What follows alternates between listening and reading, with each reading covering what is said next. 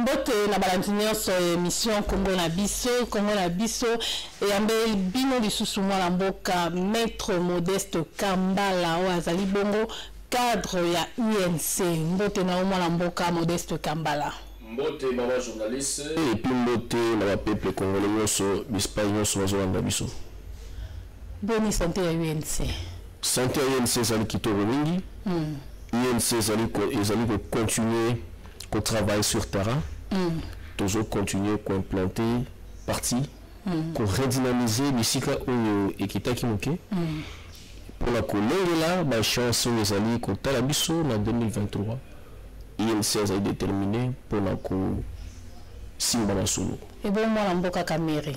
Bonne tension normale à président Vital Azabia. Président national du parti de l'UNC, Azali Kitoko. Azali Mobembo.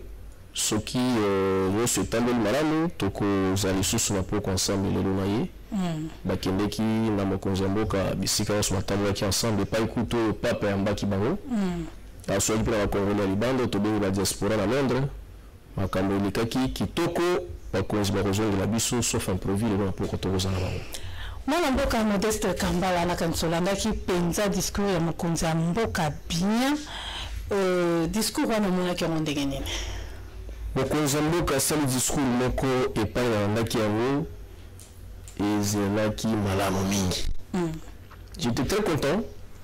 J'ai vu le président Félix dans sa peau du chef de l'État et j'étais très fier de lui. Je suis très fier de lui. Il a tenu un très bon discours. Il a recadré bazali ko tepa no tolobaka azo si bango so na molongo na bino pe ba ya la yese noni Mokonzamboka azo si bato so na molongo o bazali ko tepa tayo dozo bato o bazali ko tepa boyi bango o balobaka keno Félix azali président le président kalamuto aza ko gérer tilelo kasi bango ndazo si bango à l'ordre te la question est le chef de l'État. Il n'y a pas de chef de l'État, il n'y a qu'un seul président de la République et c'est son excellence chef de l'État Félix Antoine Tshisekedi Tshilombo. Béton. Le peuple congolais est à la kanda et c'est lui qui m'a cassé dans le discours à Mokonzamboka côté Mokonzamboka bête qui pensait c'était que le baïté Banyamulenge basa ba Congolais Maître Modeste Meka mpe ko manuela likambo wana Congolais tomboki comment Mokonzamboka ko beta c'était ko beta Banyamulenge basa ba Congolais d'abord eloko wana de faire mo biso mo ngana na vandaki na vandaki est-ce que biso ba Congolais to yebi eloko tozuluka ou be to yebi eloko tozulinga des fois on dirait to yebaraté maman. Le président Félix Tshisekedi a lobby Banyamulenge bazaba Congolais dans le biso botika pour créer la polémique inutile et puis si problème pourquoi toujours maman simamuke ndenge Banyamulenge bakota na mboko yete mutapisi Banyamulenge na société congolaise tango Banyamulenge bazwaki la société congolaise et Félix Tshisekedi n'était pas encore chef de l'État, il n'était pas encore dans les institutions de la République et il ne savait pas le jour qu'il sera le président de la République démocratique du Congo. Déjà, il y a une nationalité congolaise. Et puis, ceux qui sont même dans l'institution civile, ils sont là. Bazali dans l'institution sur la République, il y a des ministres d'État qui sont là. Bazali, Balobarape, Bazali, Bimbate. Constitution, c'est en 2006, il y a un problème. Et puis, si il reconnaît le Congolais. Donc, nous avons s'attaquer dans le tout où à l'objet de cause déjà. Ma Congolais de nationalité mais d'origine, basa ba Congolais te basa Banyamulenge. Maman, makambo ya Banyamulenge soko ta l'histoire ya mboka poko ki kozwa biso ta normalement to. Ce qui me compte mboka l'objet de mona na mécanisme. Zera, na zone na même mécanisme ko comprendre tant yo beti c'est l'objet était Banyamulenge bakota kati bazwa nationalité Félix Tshisekedi azala quitté oui là on a d'accord si quand on Mokonzamboka lobete baza bande qu'on a biso za po ba changer nationalité ba comme la nationalité congolaise nda bengi bango ba changer nationalité nda bengi bango bande qu'on a biso côté on a pas moi ko comprendre pour la zone comprendre la carte Banyamulenge ba bakota kala bah oh bah kotaka depuis loi Mobutu il y a 1970 bon je vais vérifier le document là réunir le document pour que tous les éléments dans ce précis et puis ça bango nationalité zaïroise à l'époque. Mais baza ba congolais. Musuko bana na bango, ba koko na bango, ba koko ya bakoko parce que koko ceux qui va passer la nationalité ba ngo so baza ba zulu nationalité wana. Alors pourquoi tu crois ça le problème lelo? Mokonzi mboka alobi kaka likambo ezalaka. Mais baza le gouvernement a besoin de bango te pourquoi? Baza l'Assemblée nationale, baza la Sénat, ils ont dirigé ce pays pendant longtemps. Baza une entreprise à l'État, l'entreprise publique à l'État. Baza la pourquoi? Donc le fait que le chef de l'État reconnaît que Baza la Congolais ne crée problème. Mais ils sont déjà dans les jours avant que Félix ne reconnaisse même pas que Baza la Congolais. Ils étaient là pour Félix, et ils sont là, pourquoi on s'en charge la bangote? Moi je pense que les gens comme la mission la haine raciale et ça la mission la biloko la bengi et le tribalisme. Donc on a besoin à cause papa la mission à Londres et Matika le Belayo. La majorité va sur la Congolais.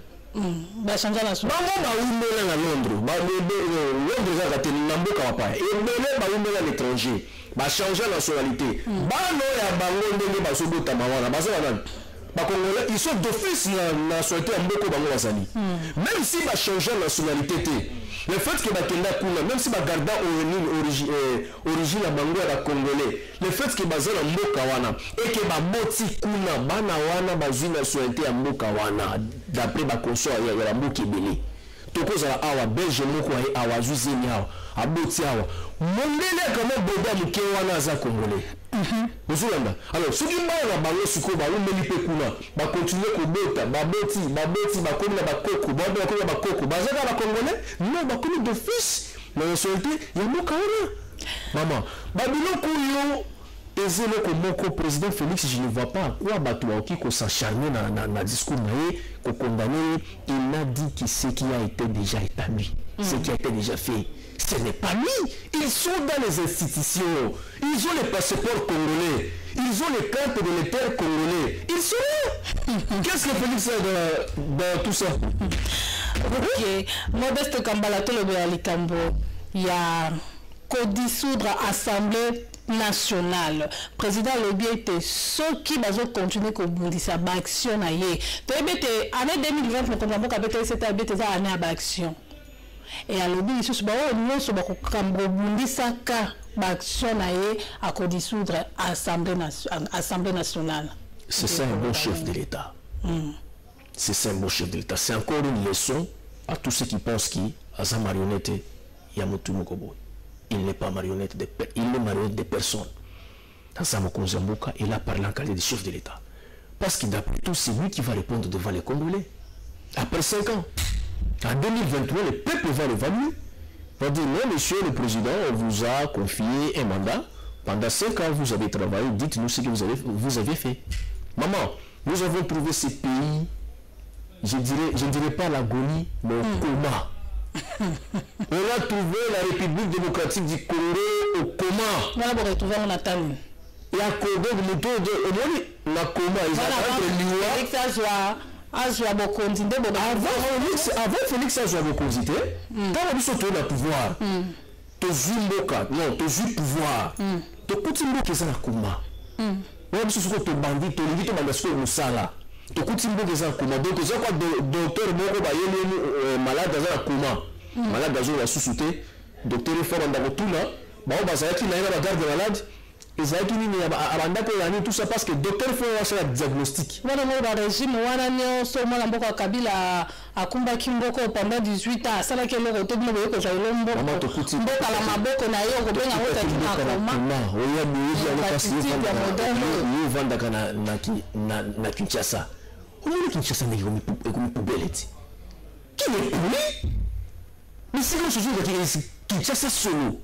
à l'époque, qui n'était pas comme ça, hein? Qui chose à l'arabe était.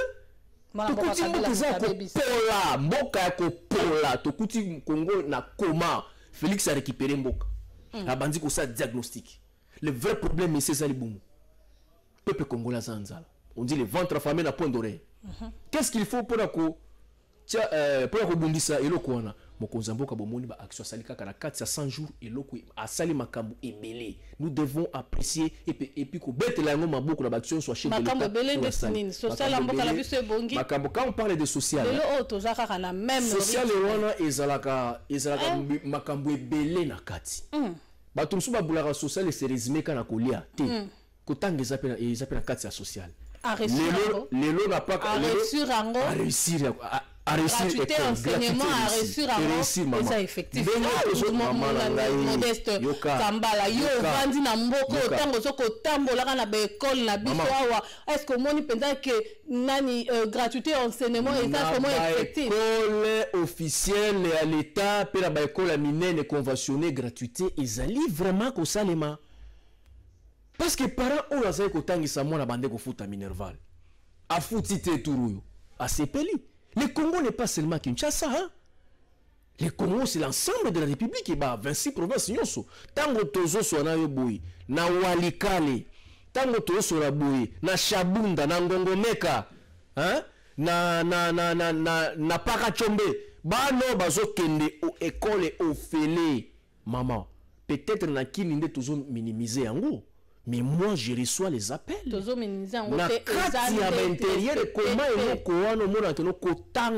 c'est toute la famille, c'est toute la famille oza komi koti sana bilanga pour que bano ya bango ba kende kelasi bitelo.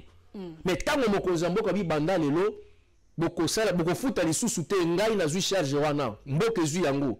Maman, ou bien pacte le conseil moi je vois plus d'intérêt en mboka na biso parce que un nationaliste un vrai patriote. J'aimerais bien exploiter mon pays mingi kena ki ne satan libanda mboka. Je vois ce qui se passe. Babio kutu ezo créer ba cancer ya wana. Na moni impact yo gratuité et sali na circonscription na ngai na kisangani place ba vota ki nga député élu le premier de la circonscription. Ngai na tali ndenge esali makambo malamu, j'ai beaucoup apprécié.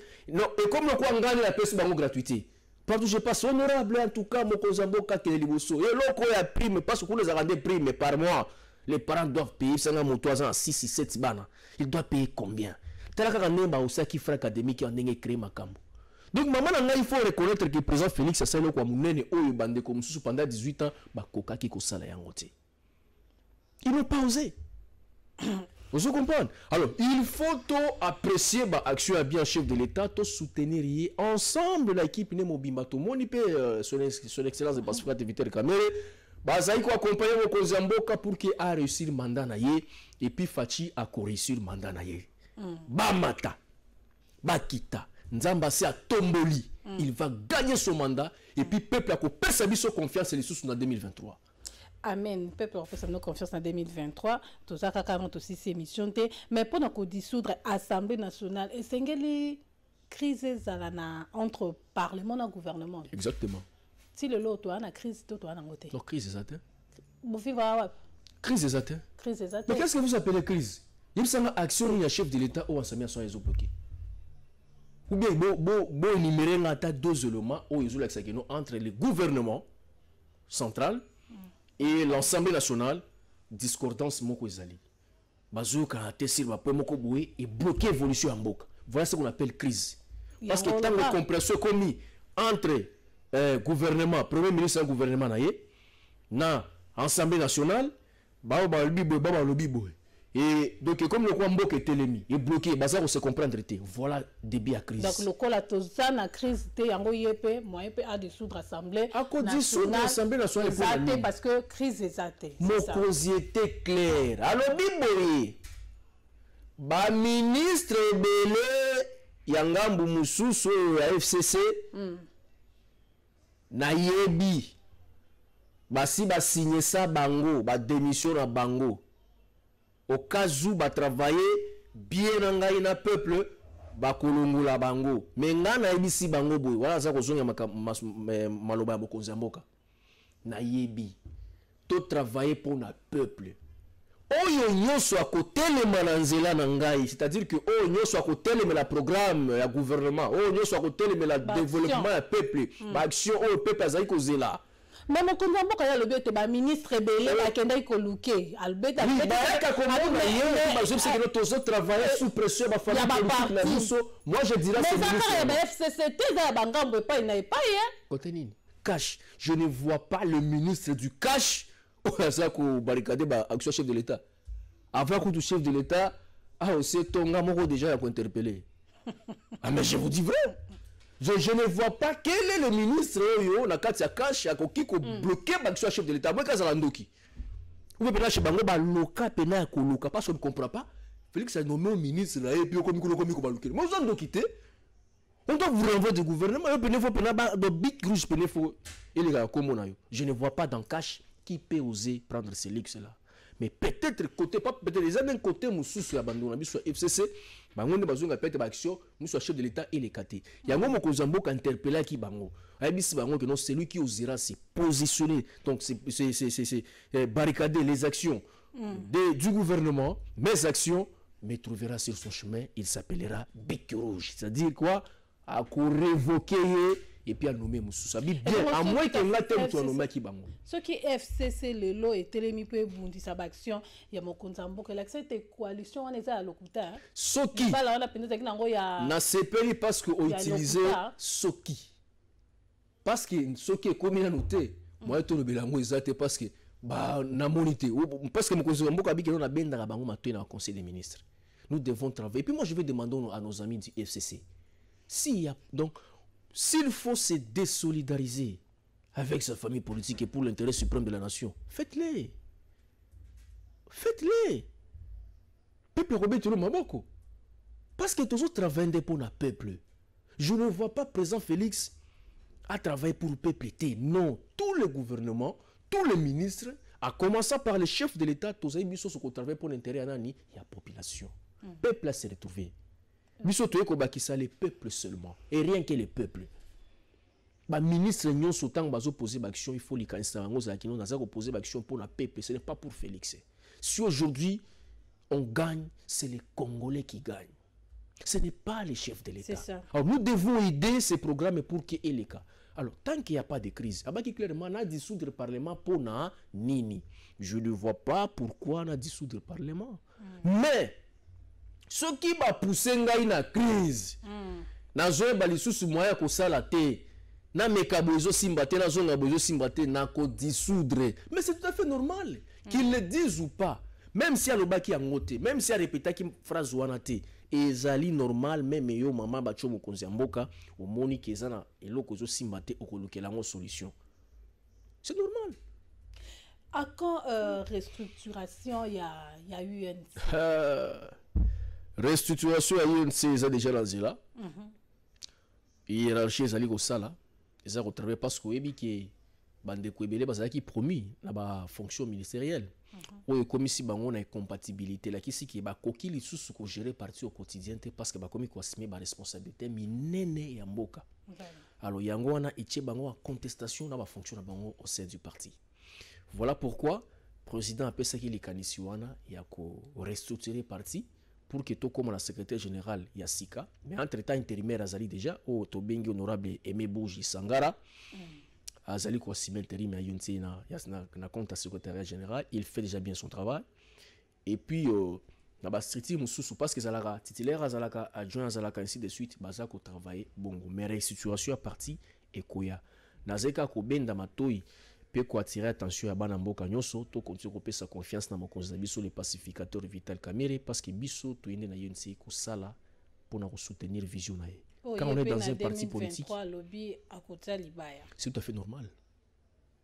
Nous sommes un parti politique. Mais encore un parti politique qui andengeni. Basala qui accord y andengeni oyo. Moi Mboka Vital Kamerhe en 2023 et pas à côté Libaya. Donc bon de Félix Tshisekedi. Non, il y a pas un problème à ce niveau-là. Ce sont nos deux leaders. Mais Félix Tshisekedi est pas le BT. Azana biso to sali elingi ko baboy d'accord baki sali elingi ko baboy au moment maman place 100 ezo ba on a expliqué le cabinet hier à lobby 2023 ko tali mais mon candidat ya lobby que hier à kozala kaka tena minute dans le droit pe ya yena noté pour ya za pe na dircab na été mais il y a le gars qui libéré en 2023 n'a expliqué mais Félix Tshisekedi est pas cause la carte mandat pour continuer côté on est aux alamoi ndenge n'a expliqué ça très bien bien c'est bombi manzaka to bombi manzaka très dangereux pas du tout écoutez maman un parti politique objectif est zanine to bunda to conquérir pouvoir par la démocratie donc par les élections OK objectif à partir sur ezali ko tala ibonga ya monene chef de l'état ce qui parti ezali sur son objectif onaté o eza sous parti té et comme il gablo il y a positionnement politique tout le monde ba tebi ba parti belé bango bazaka ceux qui ba ekara boyer pour na soutenir moto moko pour que ba se positionner politiquement mais ici l'UNC est grand parti on ne peut pas refuser à l'UNC de s'organiser pour préparer leur candidat na présidentielle 2023. C'est tout à fait logique et normal et légal. 2023 peut l'expliquer. Qui vous dit ça? Mais la constitution est claire, non? Qui vous dit qu'il y aurait les élections? Répondre-moi. Non, il y aurait les élections. Si quand on a expliqué place clairement. De la même manière, UNC ça qu'on s'est préparé. De la même manière, PPRD ça qu'on s'est préparé. De la même manière, IDP c'est ça qu'on s'est préparé pour la sous pouvoir en 2023. Et ça l'a rendu bongo. Maintenant, qu'est-ce qu'on va faire? Aza convié, te n'oubliez pas. Non, non. Non, non. À continuer ensemble qu'on travaille. Nazo recadré. Moi, Namboka Vital Kamerhe Aza convié l'autre côté. N'oubliez pas que Vital Kamerhe était candidat président de la République. 2 fois déjà. Il s'est retiré pour apporter son soutien au président Félix. Et ce qui a marché. Nous allons vers 2023. On ne peut pas continuer bon côté. La politique, écoutez maman, la politique est la raboyer. On négocie en position de force, pas en position de faiblesse. Yo koyate que non ngai Kamerhe naza ko accompagner président Fachi. Oh. Mais pas toutes les personnes ko ba que non. Oh. Toi innocent. Innocent. Ah, allons d'abord Tokei. Premier tour, pour Kamerhe deuxième. Ou bien Fachi premier. Dans un peu cet exemple. Ah! On te connaît négocier quoi n'enga vraiment troisième béni. Nous allons. Bon, ça va tout ça là, tout ça là, tout ça là. Et puis il y a un accord. Il y a un accord de 5-5. Alors bilo quoi n'est comme avec le temps. Nous ne sommes pas encore là. Tori ko banda ko danser avant musique ça nini et bêta. Et c'est important, ce qui est important, chaque parti doit s'organiser. Abimsan va député belé. Ça peut force parlementaire, non? Qu'on s'organise et ça peut force parlementaire. Vous pensez qu'aujourd'hui, il y a 50 députés. À Kobunza peut avoir primature. Ou bien se retrouver la majorité dans le Parlement. Donc, en politique, tous les calculs sont permis. Et tous les coups sont permis dépendamment de ses intérêts. Ici, tout le but est que nous, souci na biso qui nous Konzamboka a gagné mandat na yé.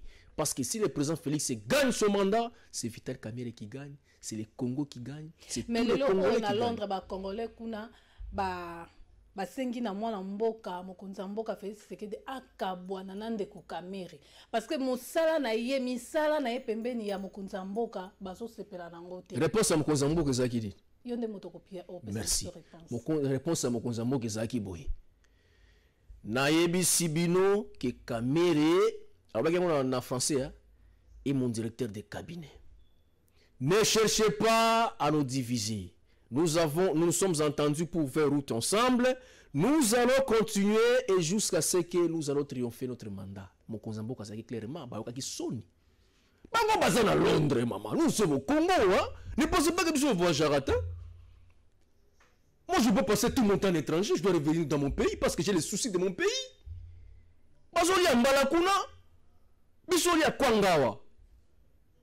Nambizo makamyo swawa. Mbule zo beto zo mwande bato bazo souffrir biloko zo mananda. Ba on baza Londres baza laisse. Biso do souffrir pas so hein. Baza une jonction ko pesa biso te. En tout cas, mes frères de diaspora, je n'ai rien contre vous. Ce sont les faibles d'esprit. Bango bazako boya Kamerhe pembe na président de la République. Bango bakanisa ki président de la République azali kope. O makambu nyoso ko banda koya ya mabe sala nini eleka. Kamerhe ndenga zawana le mon président Vital azali na obligation ya ko protéger Mokonzi Mboka. Parce qu'il gère l'administration à la présidence au quotidien.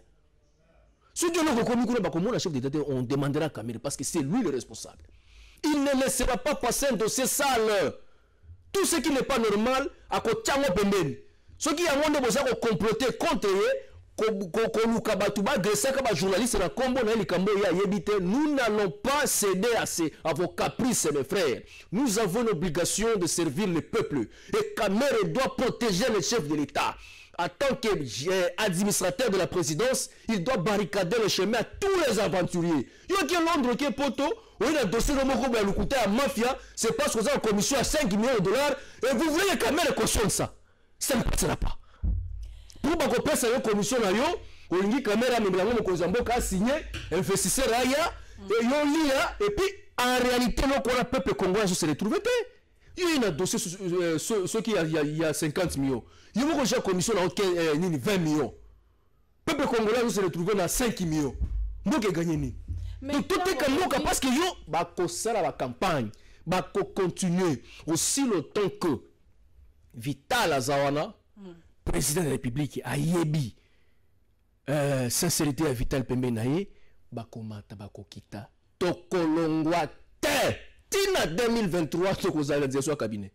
C'est pas un cadeau. Autre koloba awa bande kolabso ba journaliste au komona mwana mboka rival sans rival. Sans rival. Ba beti très menacé mais ba lobi teza bino bato Kamere ndebo sali e bongo bato ai de pes ba lobi teza bato Kamere ndebo beti journaliste wana sans rival. Maman Francine protéger en opposant Maman Francine Maman Francine to ko ba bosolo na ko ba bosolo pour nazali mwana nzambe na sambelaka naza chrétien. Maman Francine depuis ngana yeba yo depuis na mona yo to sololaka na tikala ko mona yo to zo sola na balabala pozo bunda soki baye koyebisanga ki obandaki ko swana oza ko bundo tinzi mutu akende ko swana oba swanela yo ngana ondima ngote. Parce que depuis ngana yebi nanu na yoka ina loko aboite nanu na mona ina kusona te akoki komi kitsa niveau na te bozo kosela ye na komene ba enquête. Le problème c'est quoi? D'abord makambo ya agression à sans rival nazali ko condamner acte wana. Je condamne avec la dernière énergie l'agression contre les journalistes de la diaspora sans rival. Ça je n'accepterai pas. Et je demande à la justice de continuer avec ces enquêtes jusqu'à ce que bazwa batuana ba sanctionner bango ba punir bango. Si ces gens sont membres de l'UNC. Modeste Kambala tozo commenter ma ngala kapamba te tangu ba indexé déjà bino kiza bino batwa UNC ndebo attaquer kasi ezali ba oyo batu ba lingi peuple te banguna ya population ba kei. Ici la mission c'est quoi? Ici la mission c'est que va ternir image à Vital Kamere, va salir kombo naye, peuple a inaye. Mutu moko boazu lix aki azu batu a fouti bango ke nobo ke ne ko agresser sa rival pour azo bolo belaye que atika ko azo teke pesa Kamere. Depuis quand vous avez vu Kamere na ba acte à kotinda batu ba agresser batu pour attaquer? Maman yo yebi combien de journalistes ba attaquer Vital? Ebele bakobanda kofinga bataka pa plateau mobimba de presse boui babandi kofinga ko attaquer Kamere banda tongo tipo quoi. Nous n'avons jamais agi de cette manière. Maman agression est un mode opératoire na bisoté. Et puis pesa Kamere n'a rien contre son rival. Est-ce que bikenga kenne ko rendre son rival visite tango na mona ki elo kwa nengo na kei ko mona ye na porter d'abord courage na condamner acte et puis nazali ko lande la justice tia kanga batuana. Biso tozali toza partisan non violence. Président Vital n'a rien à faire dans tout ça. Bateau ba inakaye de baza pour ça ko salir kombo na. Bazolo beteza mwana mboka Kamere ne muto atindi ba mais sans rival. Lokola yo mo lobeli pe monoko ya UNC po yo lobi nzamba za lokumu peuple congolais yoki. Tozongela kasi likambo ya coalition FCC cash solution eza nini po mboka penze kinde liboso. Faut bazwa solution. Bande konyoso maman bandeko nyonso ya FCC bango fo ba retenir eloko oyo. Tango déjà to sali coalition oyo biso nyonso tozo salela peuple. Soki to lobby babongisa banzela balongola Kinshasa salito eza partout yo ye côté les mélange c'est qu'on travaille contre le peuple mais tango komi ko assumer responsabilité à république ozali lisusu na famille politique était o famille politique no komi Congo intérêt visé za ba congolais batelemela mokonza mboka travailler bien te bazo bwakele po de banane nazo ngana yeba eza nini batelemela mokonzi ya mboka te oya komeka kombo na ye bic rouge to kolongola ye c'est simple non président était clair sur ce point oyo nyonso komeka kotelema za nga kolongwa.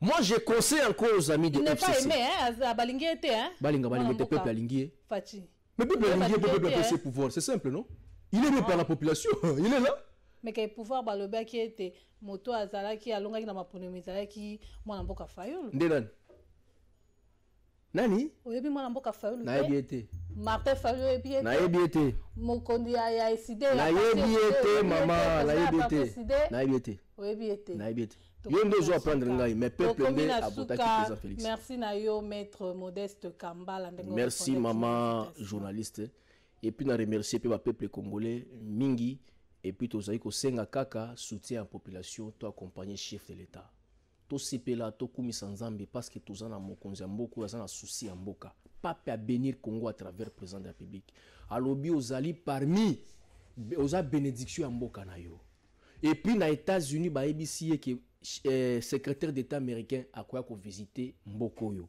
a quoi qu'on a 3 pays africains Sénégal Éthiopie na RDC pour la nini parce que ça va pays en Afrique où ça qu'on ça développement et ça qu'on ça démocratie ndenge mboka ça ko tambola malamu président Félix a réussi à kofongola mboka na biso au niveau international diplomatie ça makasi bozela année yondenga lobi année d'action bandeko toko vandao biso ba otuluka misala tous les jours OK l'entreprise otiki kombo bazuyo OK koto otiki kombo bazuyo OK comme la trois entreprise sur moya ya komi kabola to wala comme tout maman bana na kende côté nini otali côté salaire zebele osani ni OK bandeko je sais ce que je vous dis et je vous rassure comme le chef de l'État venait de dire à nos années d'action bandeko boko lemba misala bokanga maloba langa bokanga dato bokanga hero misala nde misala ezako ya boko comprendre que no mwana ya mboka aleki na mutu ya mboka.